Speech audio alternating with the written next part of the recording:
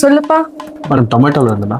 Madam நீங்கள் order பண்ணது ஒரு மட்டன் பிரியாணி, ஒரு சிக்கன் பிரியாணி, ஒரு மட்டன் சுக்கா, ஒரு சிக்கன் 65 மேடம். நான் ஆர்டர் பண்ணனா? நான் பில் ஆல்ரெடி பே பண்ணிட்டேன். ஒரு செகண்ட் தான் ஓடிபி மட்டும் வந்திருக்கும், அது மட்டும் கொஞ்சம் சொல்லுங்க.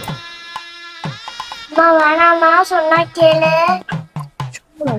ஓடிபி எதுவும் வரலையே. ஃபோன் பண்ணுங்கம்மா. என்னங்க?